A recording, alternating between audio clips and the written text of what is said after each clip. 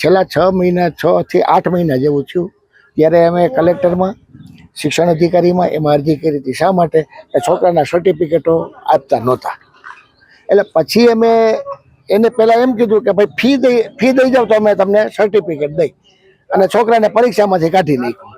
તેમ છતાં અમે પૈસાનો મેળ કર્યો અને પૈસા દઈને સર્ટિફિકેટ લેતા હતા. અમે તો કે પૈસા દેશો તો કે સર્ટિફિકેટ હું નહીં દઉં.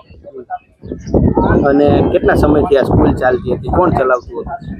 એ કાતિયાની બેન છે એમપીના, એ ચલાવતા હતા. અને શું આજે કાર્યવાહી થઈ? આજે કાર્યવાહીમાં ડીડીઓ સાહેબ ને આવ્યા હતા અને એ આવીને સીલ મારી ગયા આમાં, અને સર્ટિફિકેટ અમને એમ કીધું કે તમે પોલીસ સ્ટેશન આવીને લઈ જાય. કેટલા સમયથી આ સ્કૂલ ચાલતી હતી? તો 5-6 વર્ષથી. અને કેટલા વિદ્યાર્થી અહીંયા ભણતા છે આ સ્કૂલમાં? અત્યારે હાલની તકે છેલ્લે 31 જણાની બાબત હતી, 31 છોકરાની.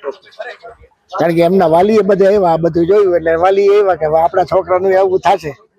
શું કાર્યવાહી થવી જોઈએ? શું માનો તમે? આજે સીલ તો કરી દીધી, પણ તમને શું લાગે છે?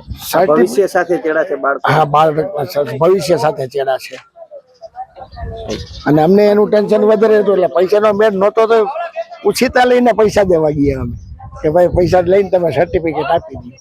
તો એ બાજવા દોડાઈ ભાઈ.